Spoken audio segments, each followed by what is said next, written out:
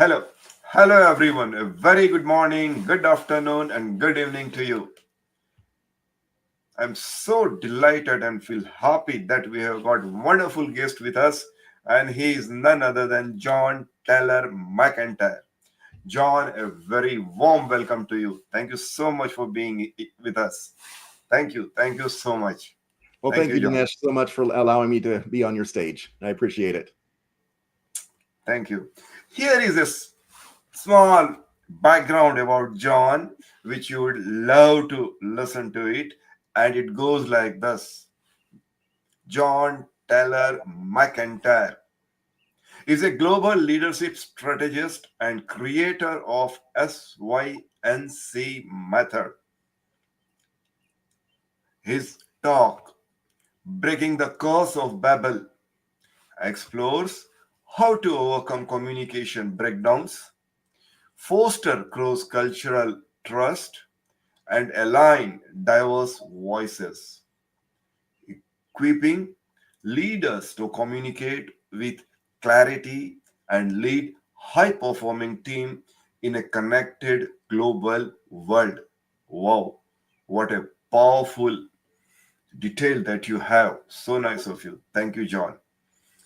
Thank Let you. me come to the and share a small detail of the platform which we are sharing. This is a GST Global Speakers Talk, where we invite people like you to share your success story so that the listener all over the world can get motivated, make a change in their life, and most importantly, they get a drastic shift that they want to have. Coming to myself, I am Dinesh.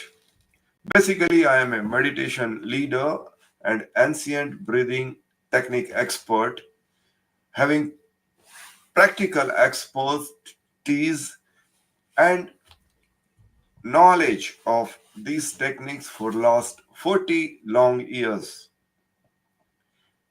I have conducted more than 200 stage shows with various types of podcasts and other related shows. Today, I am so proud to be with one of the very powerful personality for me, John Taylor McEntire.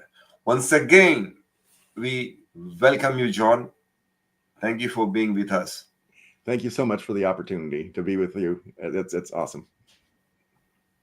Well, I was asked to prepare a questionnaire, and more I went into detail of John. I found that he is not only a bundle of here and there little bit knowledge, but basically he is a ocean of knowledge, experience, and his expertise. I'm sure that soon, as we'll be asking the questions, you will come to know that how powerful this method is that he has created. So let me jump to the questions directly with the most powerful question that every one of you must be having in your mind, that what is S.Y.N.C method. Before I come to this question, John's S.Y.N.C method integrates Eastern philosophies with Western business practices to align terms. Its unique approach has resonated with global leaders. Now, John, can you walk us through the core components of this S.Y.N.C method, which has got some connection with synchronize yourself, naturalize, and most important, communitize? John, platform is yours. Please. Great. Thank you.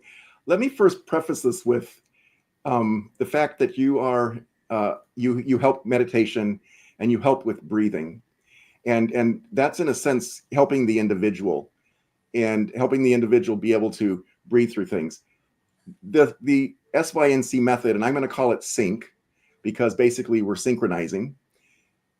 It is really a breathing method for Mm-hmm. leaders to be able to take their teams together and get buy-in. And I think there's rhythm and there's all these different things that we need to have to be able to pull people together. And so when I think about the breathing exercises that you help people go through, this is similar to that. Although it's not breathing, it's alive, and it's breathing as a team. So S.Y.N.C is synchronize yourself naturally within your community. And the different components are synchronize yourself, which is personalize, naturalize, and then communitize. Um, the It's a transformational leadership framework rooted in aligning intuition with organizational impact, and it has 4 pillars.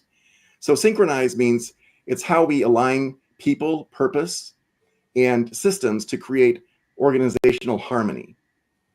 And then yourself, which again is personalize, we need to learn how to cultivate personal awareness, emotional intelligence, and authentic leadership. So it's really how do you as an individual make yourself into that leader that you want to be.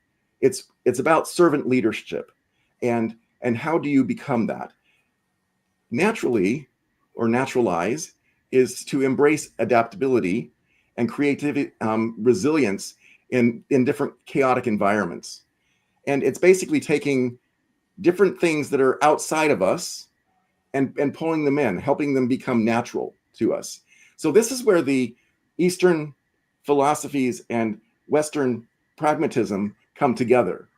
Um, a lot of people, they're coming from their viewpoint and where they've grown up, where they've been educated, and the things that different ways of thinking aren't natural to them. And so that's what naturalize is taking different components. It may be learning something from history. It may be learning about Wu Wei, which is a Chinese term, which is about flow. And so there's a lot of different things that naturally embraces. And there's another one big component of that is intuition. And people would say, well, intuition, is that outside myself? Well, the way I view it is that most people don't understand how to use intuition, but I help people understand how to capture intuition for themselves and to make that be part of them and to work for them. So I can say that pretty much every job that I've had throughout my long career has been something in an intuitive moment, and things have come to me, and I've learned how to actually use intuition to help further myself and further my family, but further those people that I'm working with and who are my clients. Communitize is how you build an inclusive and innovation ecosystem.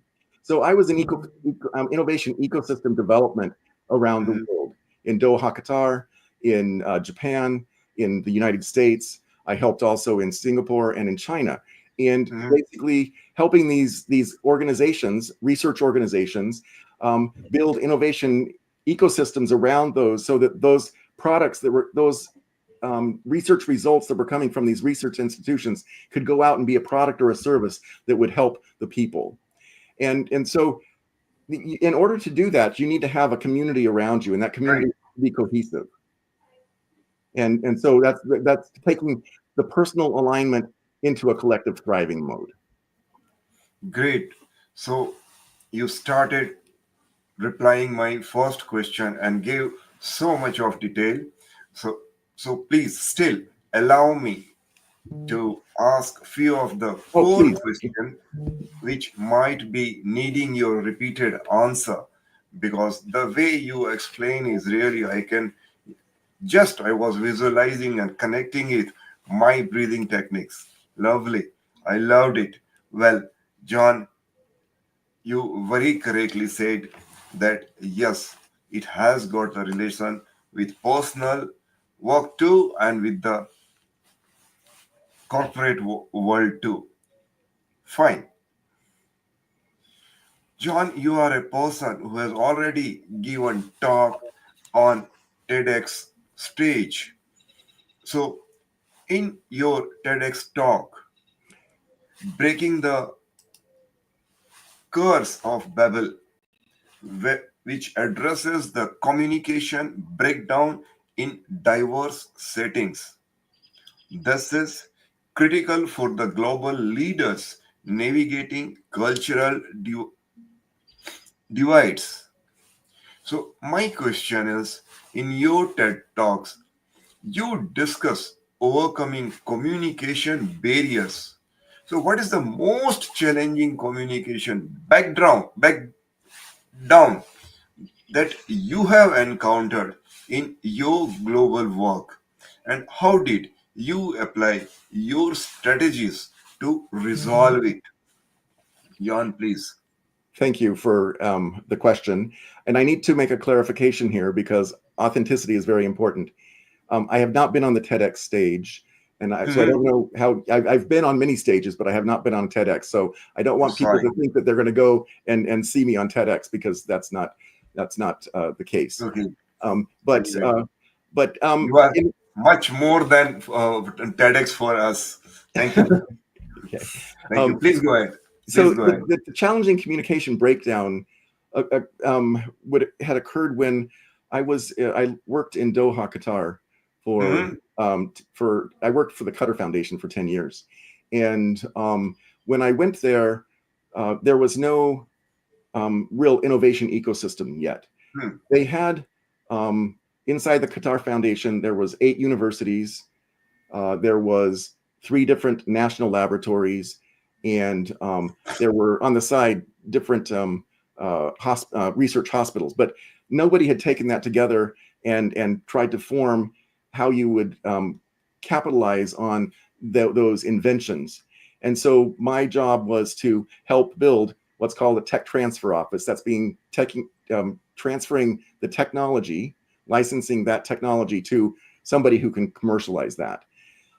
But in order to do that, you need to make sure that everybody's on the same page. Right. And when it's a brand new environment, and intellectual property was really new for them, there wasn't even an intellectual property policy at the time, and so having to get people on the same level, because there's people from 60 different countries that I was Hmm. working with, and they all have a different understanding of intellectual property, a different understanding of maybe the language that's being spoken there, which is English mainly, and then Arabic, and so people are coming at this from a lot of different perspectives.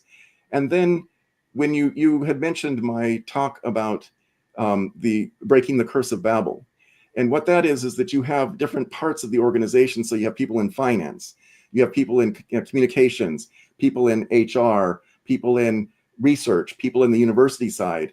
All these people speak different languages, and so it was very important that we get them all together, and that they're understanding what this new vision and mission is for intellectual property to help catapult Qatar into a more out of um, the energy space, but into an intellectual property space. And how would they go ahead and do that? And so that was very difficult to get all those people together. But over the first couple of years was just a lot of education, a lot of training, helping, hand holding people to understand what's going to happen and what needs to happen, and then meshing that vision so that everybody feels like they're a piece of the puzzle of this exciting event, and that everybody can feel where their piece fits, and they're willing to put their piece in there. Oh, believe me, I was going to ask the same question, but it has already come in my next step. That you are the man who has got so diverse experience with over 35 years of global experience.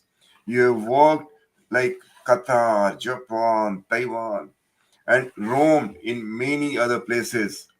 Your insight on the cross cultural leadership are invaluable. Having lived and worked in places like Doha, Tokyo, Taipei, John, how do you adopt your leadership style to bridge cultural differences and build trust across these diverse teams? Thank you for this question. And I have to go back in time to be able to answer this. So when I was growing up, um, we don't know that how we're growing up is different from anybody else. But when I was growing up at a dinner table that seemed more like the United Nations. So we had um, foreign exchange students, international humanitarian refugees. I had Navajo Nation foster brothers. And so there was a whole plethora of people always constantly coming in and out of the house. And, their main language was something different. And so we were having to speak sometimes in broken English and understand them. So that was part of my upbringing. And then by the time I was 22, I had been to 19 countries, all 50 states, and 8 provinces and territories for Canada. And from that, I gained a great understanding that my view of the world, where I grew up, is not the world. It is a piece of the world. It's again that puzzle piece, and I understood that it was very important that everybody needs to be heard, and that where they come from, having these humanitarian refugees from Laos live in our house, and this PhD engineer not being able to find a job in the United States because he had broken English. It broke my heart. And Oh, so it helped me understand that everybody comes from a different perspective, but they may have some great gems um, of characteristics that aren't being seen. And so it's very important that they come together. So the way that I bridge culture differences is from that background. And then I helped leaders understand that when they're hiring somebody for a piece of the puzzle of their company, don't do it really tiny like this. And because the person has more skill than that, you need to make sure that you give them um, uh, some margin around that puzzle piece so they can grow into that job, so that they're able to give more of themselves to that organization, and they actually get buy-in. And when they're bought in, they're going to give their hearts and soul to the company, and the company's going to give it back to them too. And so that's how my company's name, Mutual Prosperity, that's what that's all about, is really making sure that we're getting the best out of each person. wow. John, I loved the way you are giving reply in all the details because I'm just listening and getting myself involved into it. But because we have got very short time, may I request you to answer little in a shorter Sure. time frame Sure. so that I can cover more number of questions. But this is from instruction, but if I am there, I will not think of it because I loved each and every reply that you have given. Beautiful, beautiful. Well, John, here is my next question, and that's your role at the Qatar Foundation involved fostering innovation ecosystems. This experience shaped your approach in empowering leaders today. So please tell, during your decade at Qatar Foundation, you built technology transfer initiatives. How do these experiences inform your current work in helping leaders align their team with the shared vision? John, please. Great. So, to be brief about this, because I was working in technology transfer, I worked with a lot of companies licensing these nascent technologies. A lot of the people that I licensed it to were startup companies, because they could see the value in the technology, and they were nimble and they could move forward with it. So I worked with a lot of startup activities, hundreds of them, and also helped them along the way in negotiating and doing the things that they do in their growth. And so I work towards helping these tech founders who are scaling from a small founder team to a bigger team, and I help them make sure they're getting things aligned with that larger team and understanding everybody understands what that mission is. Well, perfectly. Yes, you are right. I was just thinking of it, and I myself was driving in other world. Well, John, your global travel to the places like Singapore, Germany, and Australia, especially, expose you to the varied leadership challenges. these stories can inspire our audience. You have traveled extensively, as I said, from the Singapore to Switzerland. Can you share a leadership lesson that you learned from a specific country or the culture that profoundly shaped your approach? And if you give me chance to ask, because I am in Australia, I would love to know if you can mention about Australia, please. Sure. So I can honestly say that every place I've been to, I've learned tremendous amount.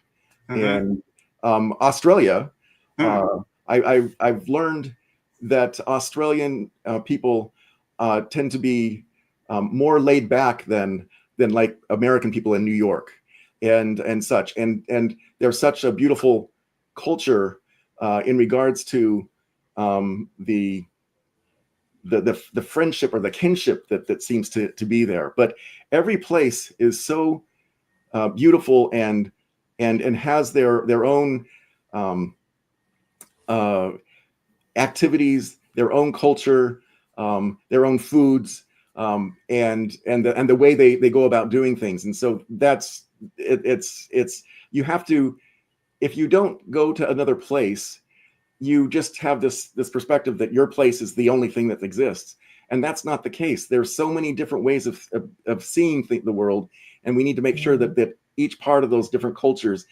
stays vibrant like they are. We don't want them everything to be McDonald's. We want there to be differences. Yes, you are right. I thought of, by the way, I'm in Melbourne, and perhaps you might be knowing that Melbourne is famous for its coffee, types of coffees. First time in my life, I came to know that there are 13 different types of coffees which are world famous, and it has got relation with Melbourne. So next Wow. time, if time permit, please visit Melbourne and be our guest.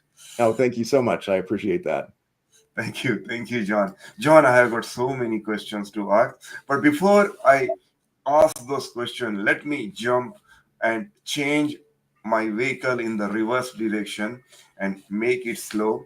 Let me go to the rapid fire questions where I would request you to reply in short. And if then time permits, we'll again come back to these questions. Here, these are the rapid fire questions. Please reply to them. The first question has got relation with your perspective, which makes your leadership insight unique. A quick tip can make a viral reel if you can help me. So my question is, what's one quick tip for aligning a diverse team? One quick tip for aligning a diverse team is to take the concept of ma from Japanese, which is space, giving empty space and allowing things to come together more naturally rather than being forced.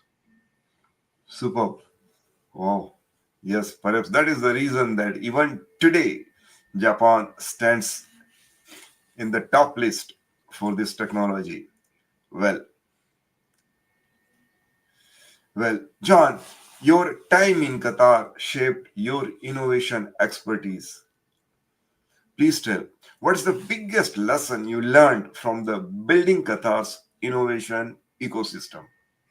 The biggest lesson would be that you need to make sure that you understand the playing field and understand the players so that you can align them correctly. Lovely, lovely, lovely answer. John, please repeat it. Please repeat it. Lovely answer. I loved it.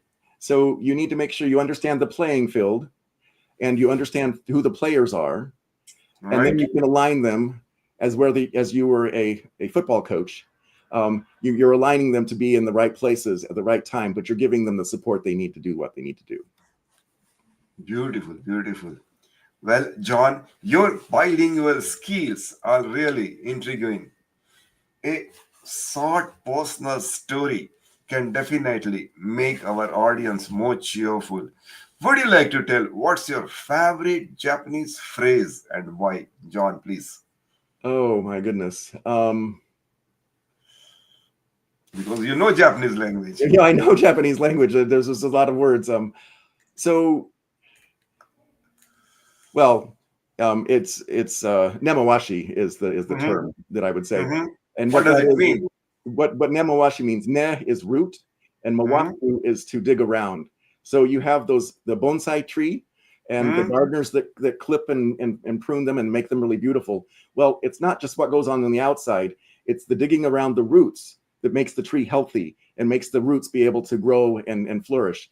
And that nemawasu is very important to be able to transplant from one pot to another pot and be it successful. So that's then part of that process is bringing soil from the new place that it's going to go to into the old, let it ruminate, and then you put it into the new place, and it has less trauma and is able to successfully uh, be transplanted. Wow. Yes. I recalled my trip to Vietnam where I had been just few days back. And most of the time where I had been to, I found these bonsai trees. And they said that they are 100, 200, 300 years old. And still, they are so tiny, mini, and beautiful. Yes, you are right. Wish I could bring few of them. John. The thing about nemawashi is that it's a cultural term also. So it's Uh, you dig around the roots, hmm, and you bring people together by getting to understand their needs. lovely. Well, your number of talk which are you must have presented, they have got relation with the global communications.